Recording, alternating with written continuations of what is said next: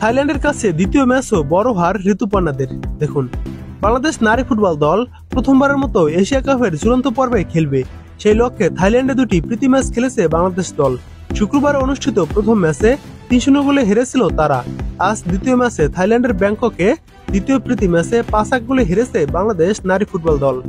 প্রথমার্ধ শেষে বাংলাদেশ ১-৩ গোলে পিছিয়ে রয়েছে। দ্বিতীয়ার্ধে আরো ২ গোল হজম করে বাংলাদেশ। দ্বিতীয়ার্ধে বাংলাদেশ উল্লেখযোগ্য আক্রমণ করতে পারেনি। এই অর্ধে স্বাগতিক থাইল্যান্ড আরো বেশি প্রাধান্য বিস্তার করে খেলে। ৫৪ মিনিটে মেরিসন বক্সের বাইরে থেকে উড়ন্ত শটে গোল করেন। এই গোলটি বাংলাদেশের বেশি উপরে ডিফেন্স করার কারণে থাইল্যান্ডের গোলরক্ষক লম্বা শট নেন।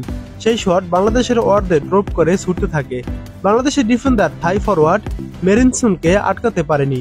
গোলরক্ষক রূপনা পোস্ট থেকে কিছুটা বেরিয়েছিলেন। মেরিনসন সেটা বুঝেই বল রূপনার মাথার উপর দিয়ে শট নেন, আর তাতেই গোল। এর ৩ মিনিট পর আবার বাংলাদেশের ডিফেন্ডাররা থাই ফরওয়ার্ডদের গতিতে পরাস্ত হন। এতে পেছন থেকে ডিফেন্ডার কুহাতি কিসকু অধিনায়ক শাওলাককে ফাউল করলে ভিয়েতনাম রেফারি পেনাল্টির বাঁশি বাজান।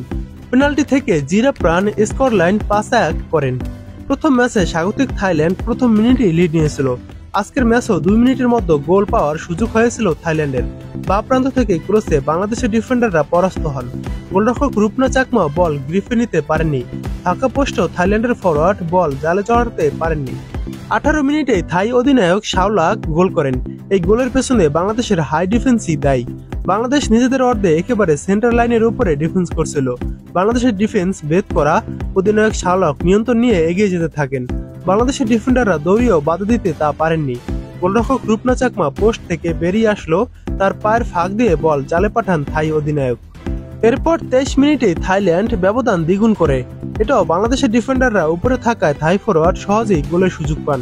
গোলরক্ষক রূপনা পোস্ট থেকে বেরিয়ে আসলো, তার মাথার উপর দিয়ে বল জালে পাঠান জিরাপ্রান।